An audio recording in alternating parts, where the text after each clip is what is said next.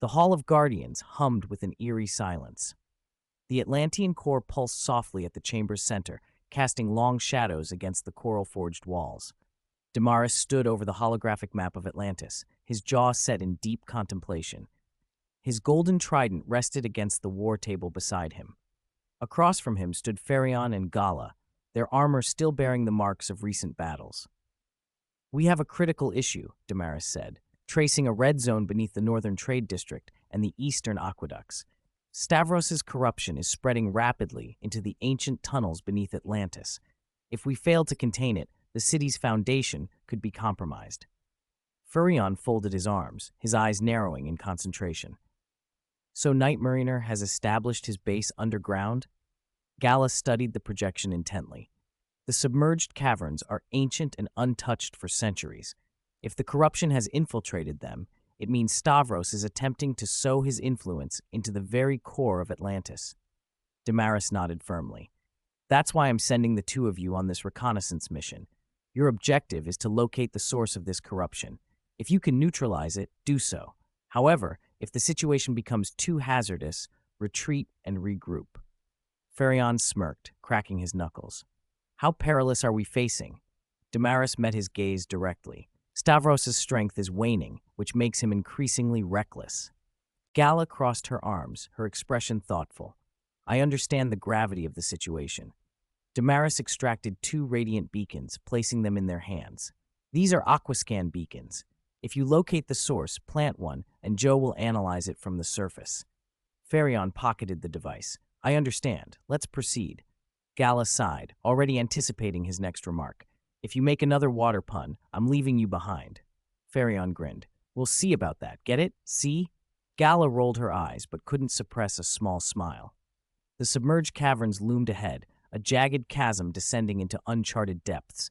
The waters were tainted with streaks of violet and black, pulsing like living veins. Fereon stood at the cavern's entrance, shrugging. "This place gives me the creeps, but I find it intriguing." Gala adjusted her visor.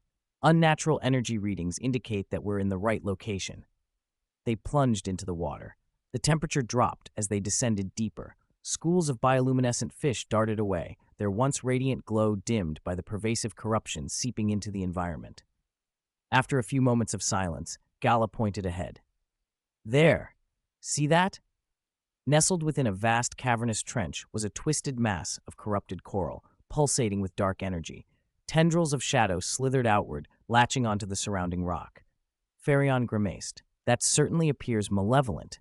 Gala activated her beacon, pressing it against a nearby rock wall. Beacon activated. Joe should be able to detect the signal now. A deep, inhuman growl reverberated through the tunnels. Fereon tensed, gripping his hammer tightly. "Please tell me that was merely the current shifting." Gala's fingers tightened around her spear. "You know it wasn't." From the corrupted coral, something stirred. The structure shifted, its tendrils curling inward before unleashing with violent speed. A colossal serpentine creature emerged from the darkness. Its body was composed entirely of shadow, its obsidian scales jagged like shattered glass. Hollow, glowing eyes fixed on the rangers, and its gaping maw revealed rows of needle-like teeth. Gala's voice was sharp. "That entity is the manifestation of the corruption." Fereon exhaled, exclaiming, "Great, big, ugly, and it regenerates. Fantastic." The creature lunged at them, but Fereon swung his hammer just in time, striking its side. The molten energy burned through the dark mass, but instead of weakening the monster, it absorbed the impact, causing its body to reform instantly. Gala darted forward, her spear a blur. Water currents surged around her as she slashed through a tendril, but it grew back within seconds. "This is bad," she muttered. Fereon wiped a streak of corruption from his armor. "Yeah, no kidding," he replied. Just then, their comms crackled to life. Joe's voice came through. "Hang tight, sending you some backup." The water around them shifted, and a metallic hum filled the depths. 2 small but powerful mechs emerged from the shadows, one crimson, the other sapphire.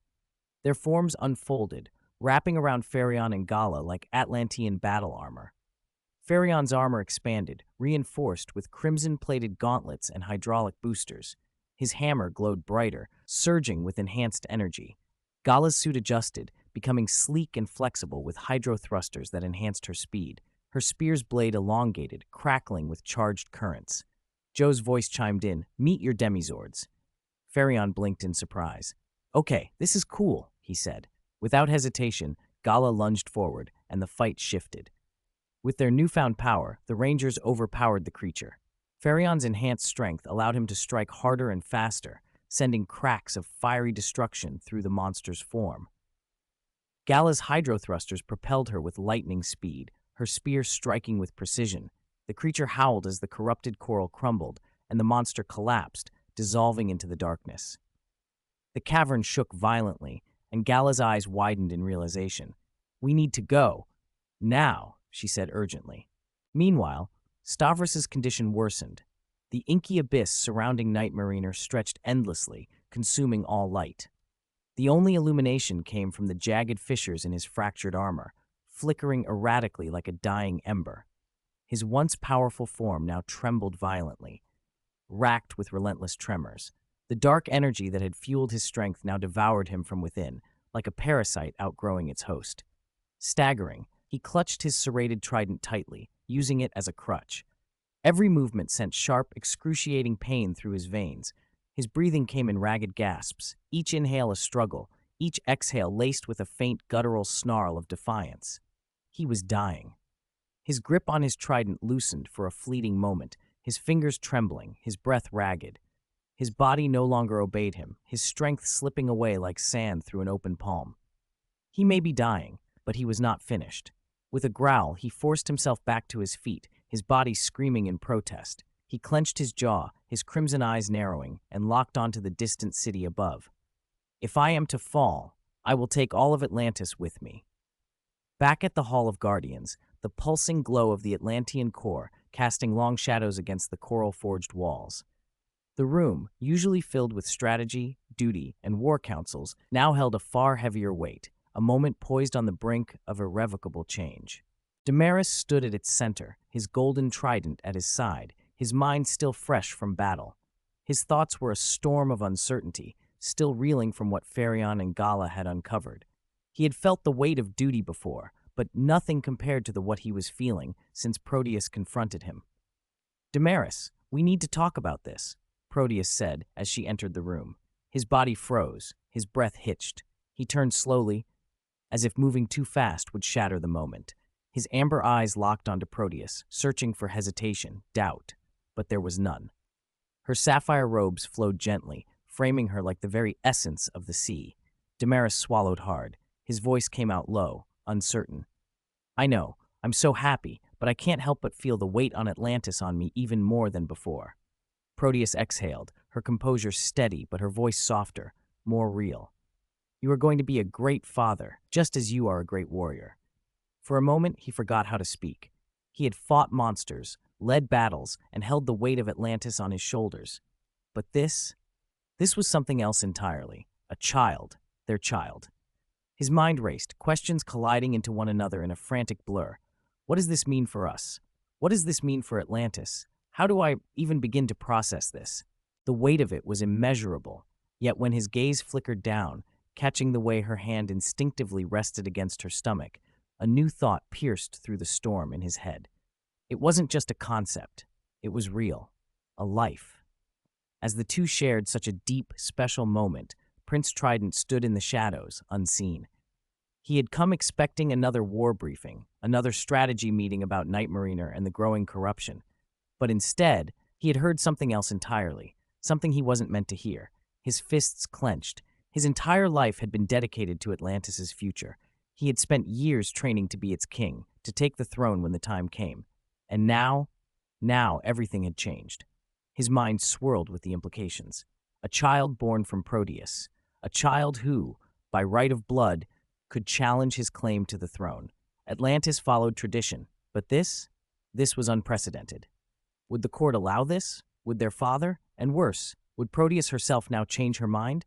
She had never wanted to rule. That had always been his role, his responsibility. But now, a new heir, Demaris' heir, could shift everything. He exhaled sharply, his chest tightening. A part of him wanted to step forward, to demand answers, to confront them now and here. But another part held back. Not yet, not now. Instead, he turned silently, disappearing into the dark corridors of the palace. His face remained neutral, unreadable, but deep inside, something in him shifted. Something he could not name, something he could not ignore.